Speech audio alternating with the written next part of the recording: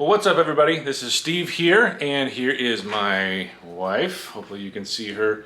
No, you can't. We're drifting. What's happening here? Let's try to get this down. There you are. I see her. We're trying to get this stuff figured out. Anyway, welcome to our kitchen. We are wanting to start one of many of the recipe videos that we have been talking about. If you watched our last video, you saw my introduction of my wife, and I said that we were going to be bringing a lot of videos that are going to be recipes for you guys, ones that we have really enjoyed a lot, and so we're going to kick that off today. And so let me go ahead and I'm going to spin things around so you can kind of see her. We're going to talk a little bit about the recipe, and then we'll get into a little bit more of the details here. Okay, so what is the recipe that we're doing today? So we're going to do egg roll in a bowl. So we have 2 pounds of ground turkey. Let's see here. Okay. And now, just for everybody watching, you don't have, I mean, what, you use turkey. I use turkey or pork, so you could do ground turkey, ground pork, ground chicken. Or ground beef if you want to, right? Or ground beef. But I like ground turkey or ground pork better. But, and the recipe calls for only 1 pound, but I'm doing 2 because I like to have leftovers. Yeah, we got a large family, so it's, well, actually 2 of our girls are out of the house, but it's still a large family. Or just a large dad, one or the other. That likes to eat, so there's that. Okay, so I'm gonna go ahead and start cooking the ground turkey. Yeah, and so while you're starting to brown that, and it's gonna take a few minutes, so why don't you just kind of let that simmer for a minute. What else are we dealing with from an ingredient standpoint? So ingredients are garlic powder, we have ground ginger, we have cocoa amino acid, organic cocoa aminos. Yeah, one quick note about those real quick is, for anybody watching, I've noticed a lot of variation in the cocoa aminos. I've seen some that are almost completely sugar-free. I've seen others that have a lot of sugar in them. So just pay attention to the label. This one here actually has a little bit more sugar in it than I would typically like, but it's the only one that we could find at the time. But that's just kind of a substitute for soy sauce, and so just something to keep in mind. I'm sorry, go ahead. And then just for a little kick, I like adding red pepper to it. I mean, you can leave it out if you want, but I know I like it a little spicy, so I tend to add extra after I put my own serving in a bowl. So everybody else kind of doesn't like it too spicy, so that's what I use. And then from fresh ingredients. And then we have green onions. And aren't we supposed to also have like cabbage and oh, you're right. I forgot to take it out. So yes, coleslaw. So a bag of coleslaw mix. So that goes in there too. And you also can put, like, you've put the little, what do they call it, the bean sprouts or something? I do the bean sprouts, but I don't have any today. But I like adding the bean sprouts as well, because to me it feels like it's more like an egg roll with the crunchiness of the bean sprouts. So right. So yeah. Okay, so basically this should be a really basic recipe in the sense that all we're really doing is just kind of adding everything in together. And just for anybody watching, we'll make sure and get the recipe up on the video as well, down in the description, so that you have access to it all. And anything that we're doing, oh, you know, one other quick note just about the meat that you're doing here too. So when it comes to meat, there's kind of this long-standing discussion that happens across the board, and it's either do you go for the really fatty meats, you know, the high-fat ground beef or other things like that, or do you go with the lean meats and then, you know, do something to them later to get more fat into the meal? And to be perfectly honest with you, unless you're getting a really high-quality meat, such as, you know, a grass-fed, grass-finished ground beef, or maybe like a ground bison, or something that's just going to have a really, you know where it's coming from, you know the source, it's a really good quality meat, I would avoid the higher fat meats, at least in the beginning, because you don't really know what fats you're getting. You don't really know where they're coming from. And so generally speaking, when it comes to keto, you want to go, again, unless you've got the really high quality meats, you're going to go with the much leaner cuts of meat, and then add the known fats that you want to add to them. So that might be cooking in a high quality oil, such as a olive oil, which is kind of rough to cook in. You got to cook in a real low temperature for that, or an avocado oil, coconut oil, things like that. So it's just adding the fats as you go along. Just a quick note for you about depending on what meat you decide to use, just keep those things in mind. All right, so as that's cooking, I'm just gonna go ahead and cut the onions. So I just bought like one bunch of onions, the green onions. So I just put them all in there. The recipe calls for a certain amount, but I like a lot of onions, so I'm just gonna put the whole thing in there. Yeah, and I think that's kind of a good point because for some reason, I don't know, I think some of the keto meals, the real basic ingredients, which is great. So add the ones that you can add and make it as flavorful as you want. I mean, I think that's kind of what we like to do. Some of the meals that we're going to cook are going to be ridiculously good on flavor.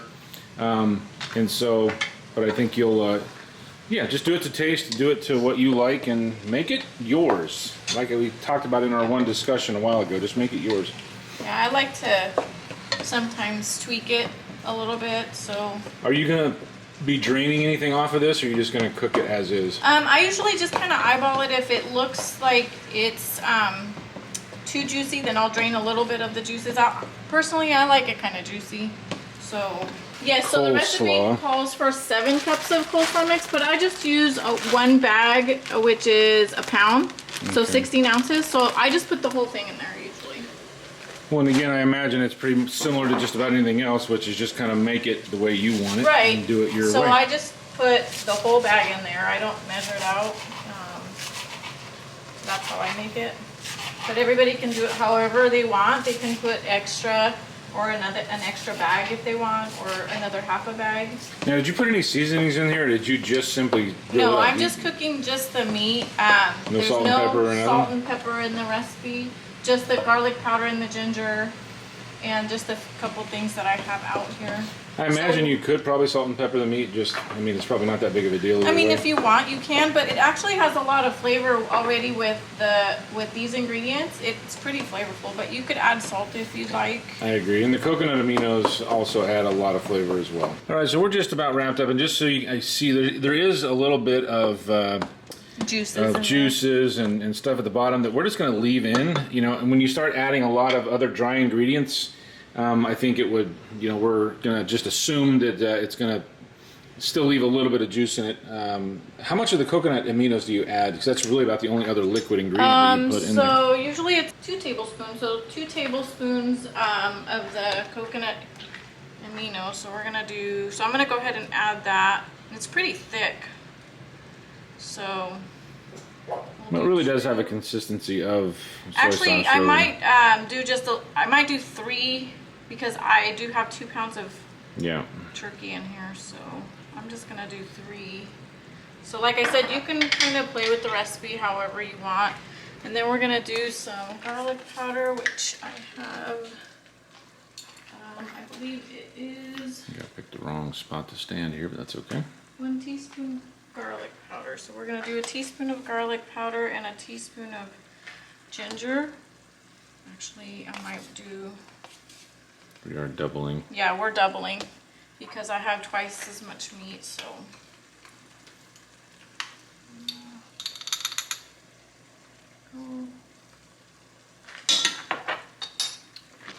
Alright. I'm going to go ahead and add the coleslaw mix to it. The only thing that's going to make your keto journey worthwhile is if you can stick with it, and having the food that you really enjoy eating is about one of the only things that you can do to ensure that you're going to stick to it. So. Alright, here's that. And of course, I'm sure you could get raw cabbage and chop it up if you prefer to do that, but just from an easy standpoint. I mean, think about it. This entire meal you can throw together in probably about 15 minutes. Yeah, it doesn't take very long at all. I think just really cutting the onions is probably the longest it'll take, really. But other than that, so you're gonna cook it until it softens up a little bit. So now your goal here is just to kind of cook down the cabbage, right? Right, exactly. Do you want, or should you put a lid on it, or does it matter? No, I just keep it like this, and I'll just let it sit there for a minute. And all the juices actually got pretty much soaked up, so leaving the juices isn't a bad idea, just because, you know, the cabbage, I think, soaks it all up. And then at the end, I throw in all the onions. Just like so. It's a lot of onions, but I like a lot of onions, especially green onions, because they're mild. So yeah. Well, they have a lot of flavor. They have a lot of flavor. So you can see it's cooking down. And then of course, like I said, if you want some spiciness to it, you could add red pepper. I like it spicy, so I'm gonna add the red pepper to my own bowl because nobody else really likes it. I don't know if you like it or not. Yeah, I like some. So we'll just add that to our own bowl so then the girls don't get the spiciness. And so that's it. There you are. And that is a really healthy feeling meal. That's what I meant to say. In under 15 minutes. So a quick and filling meal for, in under 15 minutes. And it's something a little different, right? It's not your typical steak and or breakfast, eggs, something. It's got some really good flavor, kind of gets you off into the, Asian food area a little bit. If you happen to have a hankering for Chinese food, it's a really good alternative to kind of throw down. And again, 15 minutes, quick and easy. In fact, I'm not even sure it took 15 minutes. But it's nice and easy, and I think you guys will really, really enjoy it.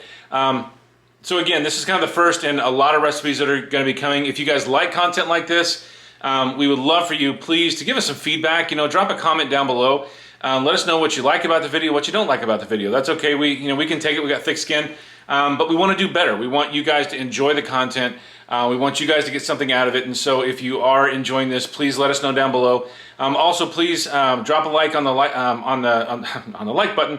That really does help us when it comes to the YouTube algorithm. Us being a small channel, so the more that you smash the like button and kind of do that, it helps the YouTube algorithm know that people are liking the video, liking the content. And so we'd really encourage you, please, to do that. And also, if you haven't yet, please head over to our channel. Consider subscribing to the channel. If you do subscribe, please click the little bell notification icon so that you get notified anytime we do put out a new video.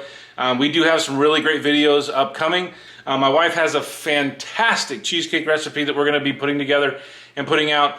We don't want you to miss any of those, so please click that bell icon if you do subscribe to the videos. Other than that, we want to thank you so much for joining us in our kitchen, and we will see you next time.